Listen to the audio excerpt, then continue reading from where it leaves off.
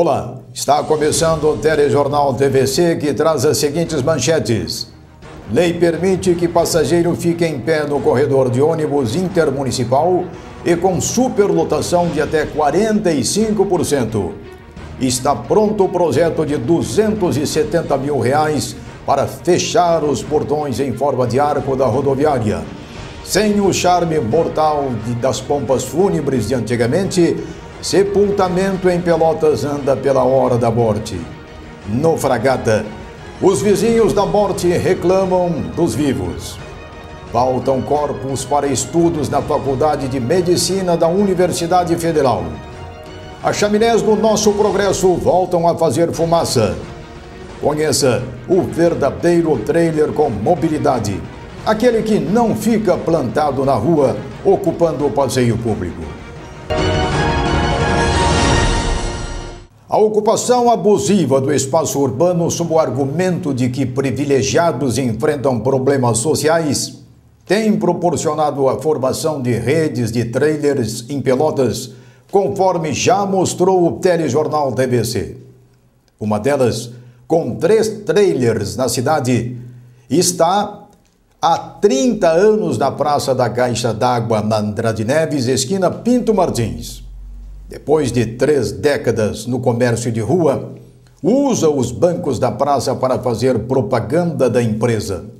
Os trailers estão edificados nas ruas há décadas, impedindo que o espaço seja pavimentado. Em Portugal, já existe piada sobre o trailer estático brasileiro, aqui em Pelotas. Se a intenção fosse qualificar e requalificar o espaço urbano, Pelotas já teria tomado algumas providências, como preocupação com o turismo e compromisso com a paisagem e o meio ambiente. Deveria exigir que todo o comércio de rua fosse móvel, tal como o Pura Gula, montado em cima de um caminhão estacionado só durante a noite na praça próxima à Curva da Morte. O golpe mortal contra a paisagem e o meio ambiente de Pelotas já foi anunciado aqui no Telejornal pelo secretário de Turismo Luciano Oleiro. Seguramente sem qualquer concorrência pública, pois a falta de transparência é a marca do comércio de rua. Os que aí estão há décadas terão o privilégio de se eternizarem, tudo com respaldo legal. E aí permanecerão até o final dos tempos, como se imóveis fossem, mas sem precisar pagar pelo terreno em área nobre e sem pagar IPTU. Ora, vamos exigir que tal benefício e privilégio seja estendido a todos os pelotenses. Não podemos, como no caminho das Índias, dividir a sociedade pelotense em castas, uns com tudo, outros com nada.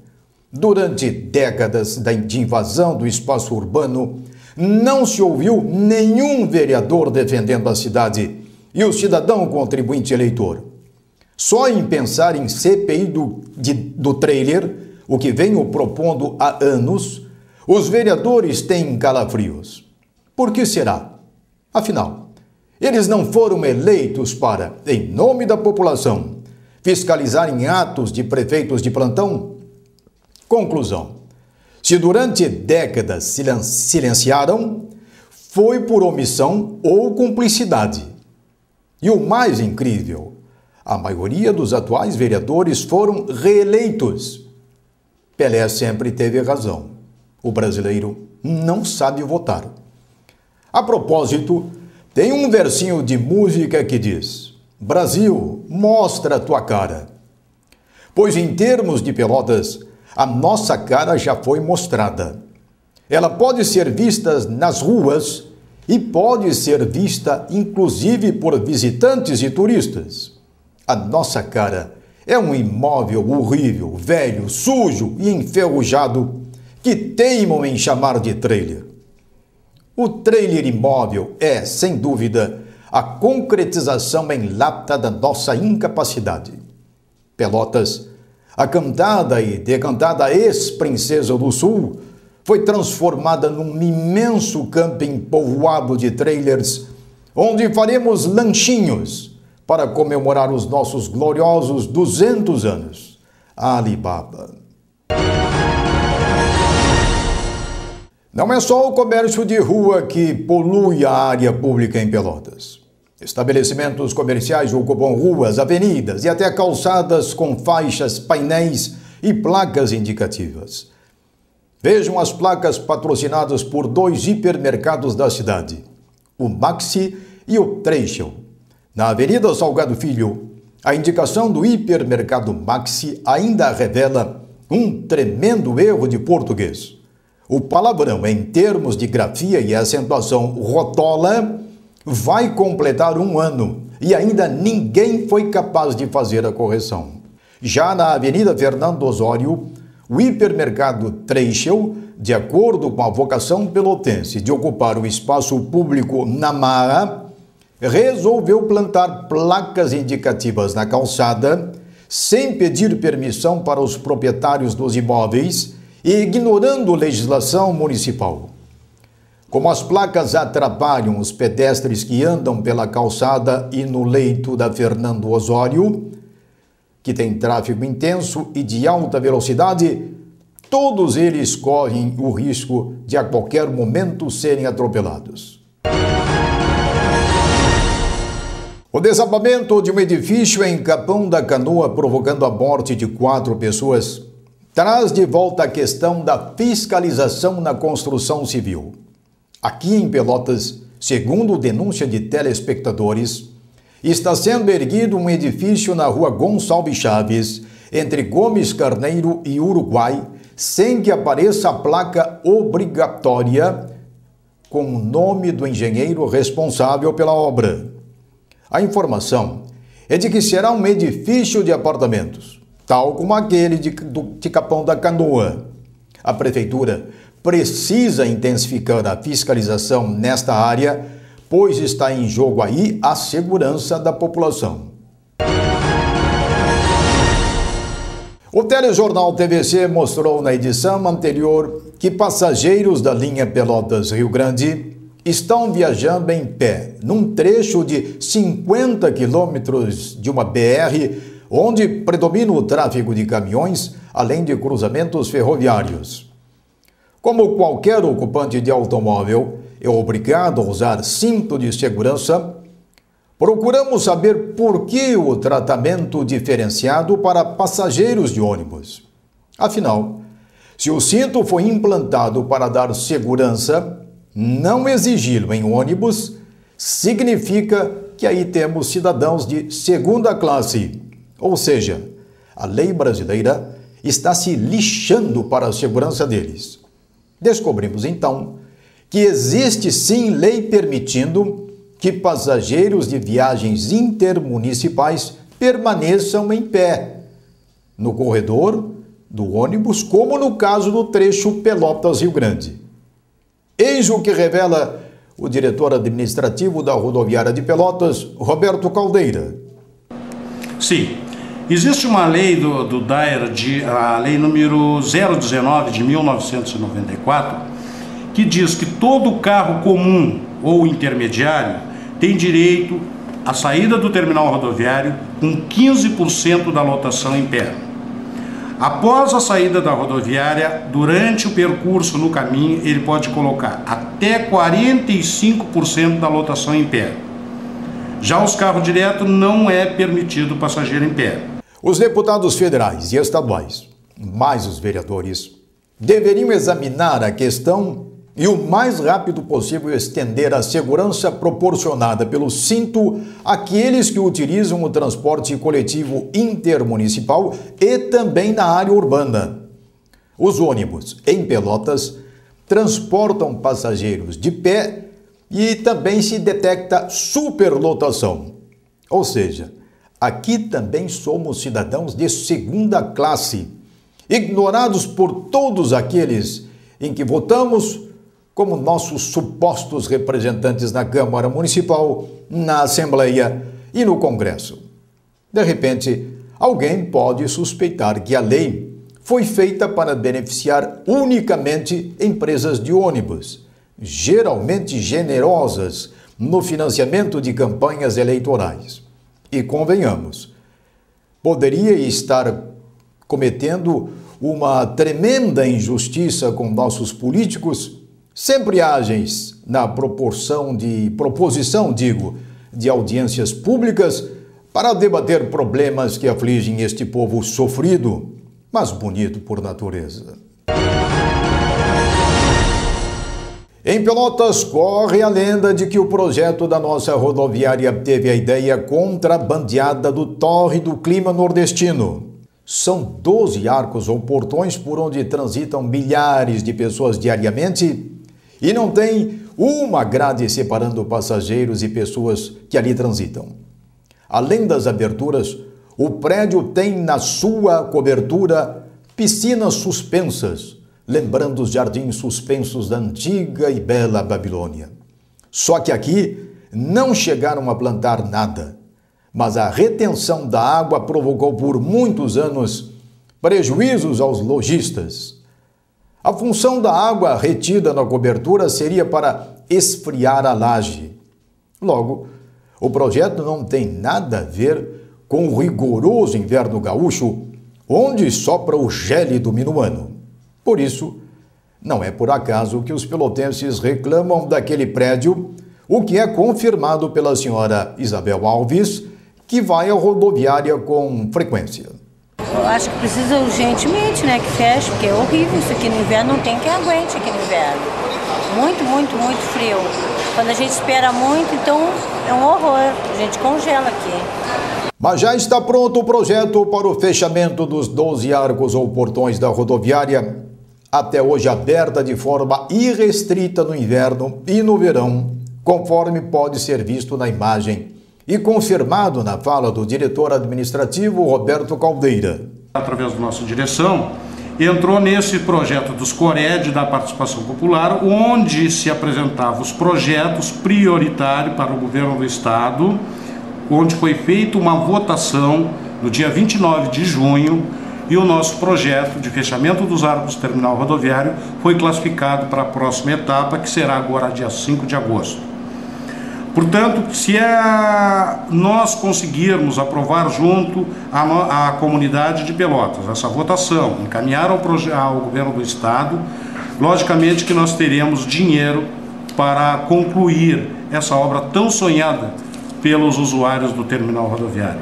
E para fechar os 12 arcos ou portões da rodoviária, livrando-nos do frio e do vento, quanto a prefeitura gastaria? O projeto inicialmente está orçado em R$270 mil. Nós, se conseguirmos, por exemplo, 50% deste valor junto ao estado, nós já temos condições de concluir esse projeto.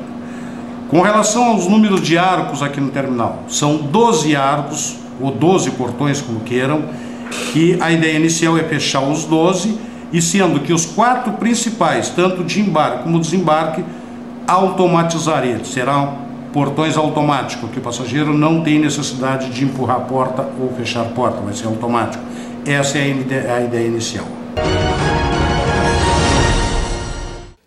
Pelotas perdeu o Banco Pelotense, perdeu a maioria de suas grandes empresas, inclusive tradicionais lojas locais, e perdeu também o seu inigualável charme mortal. Aqui, funerária era chamada de pompas fúnebres. Pelotense era refinado até na hora da morte. Defunto ilustre aqui era transportado em carruagens pretas com detalhes dourados, puxadas por até 6 cavalos. Alguém pode estar achando que é exagero. Pois aí estão as provas, pois as imagens são inquestionáveis e estão estacionadas na garagem do centro administrativo da prefeitura. A carruagem branca, que chegou aqui em 1861, era usada nos enterros de crianças e donzelas. A preta, de maior porte, para adultos de ambos os sexos. Os mais pobres eram transportados por um carro simples, o popular bate-bate. Agora, os corpos são transportados para a capela dos cemitérios onde são velados. Mesmo sem a pompa fúnebre, morrer está pela hora da morte. O aluguel de uma capela fica entre R$ 140 e R$ 600. Depois de anos com funerárias literalmente brigando por corpos, surgiu a Central de Óbitos, que funciona ali na Rua 3 de Maio, entre Deodoro e Osório. Uma tabela regula os preços apenas dos serviços funerários, sem levar em conta os valores relativos a aluguel de capela e sepulturas nos cemitérios. Eles variam de R$ 626 a R$ 1.030 para adultos e entre R$ 425 e R$ 454 para sepultamentos de crianças.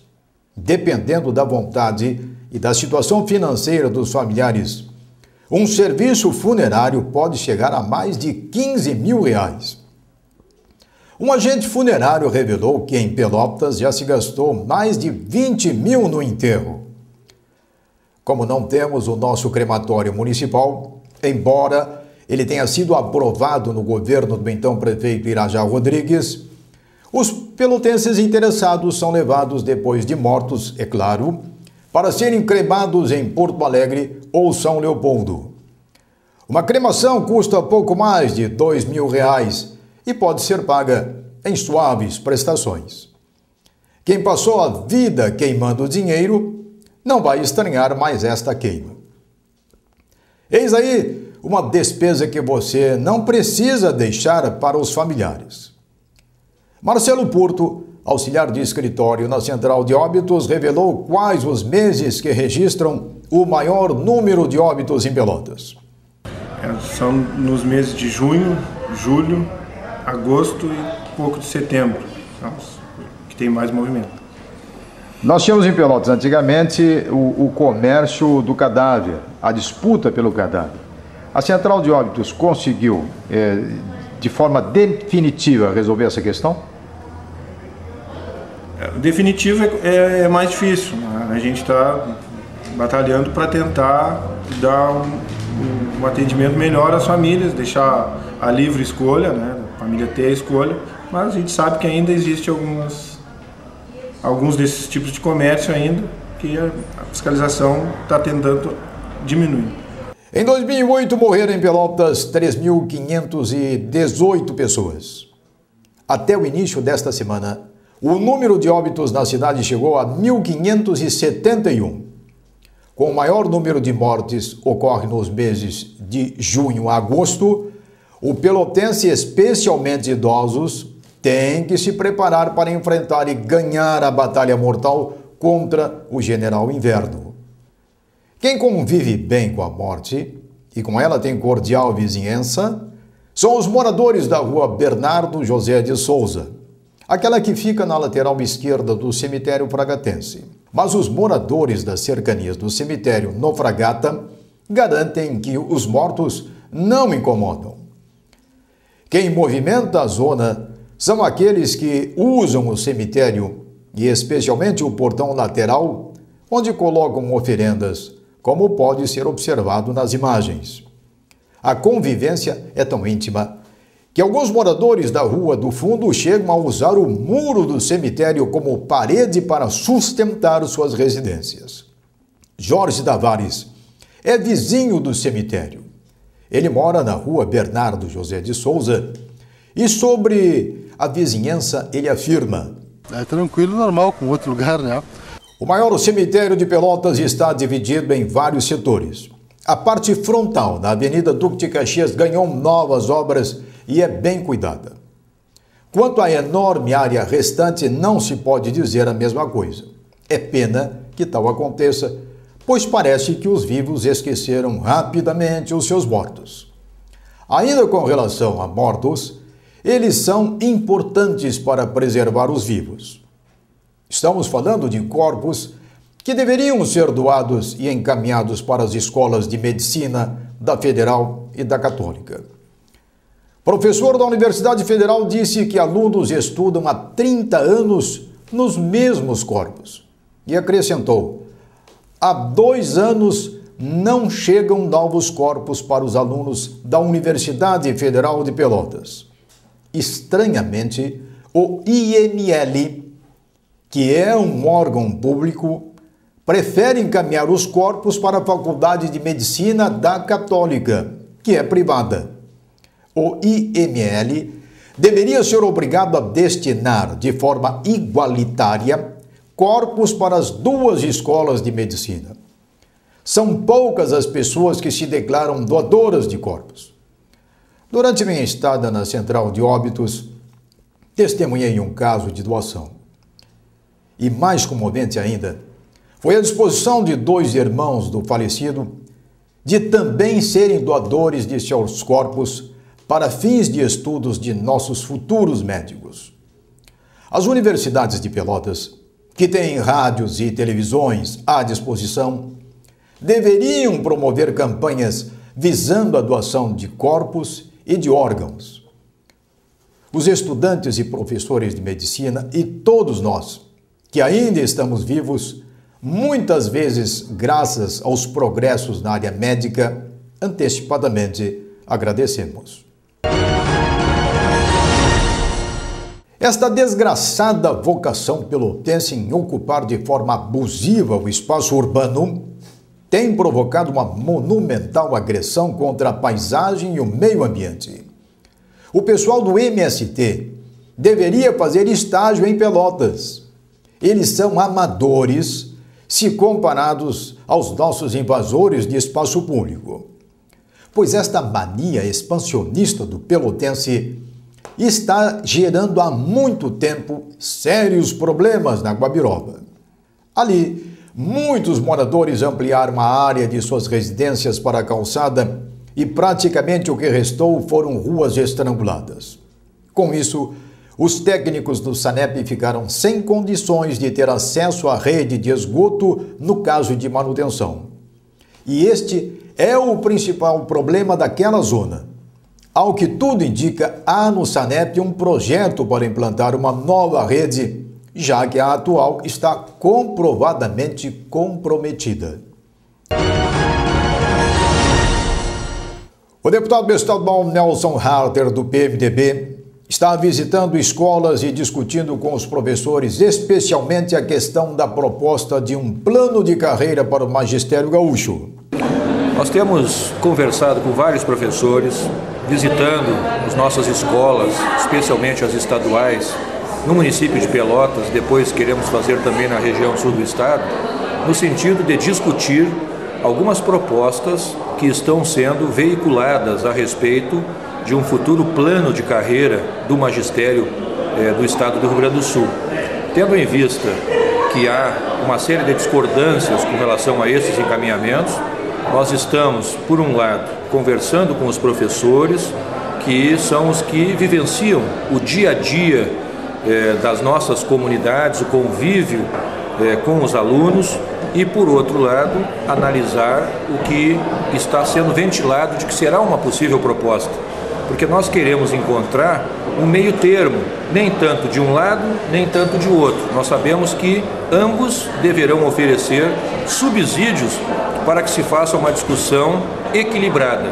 E é isso que nós procuramos através dessas discussões, agora, neste momento, com os nossos professores.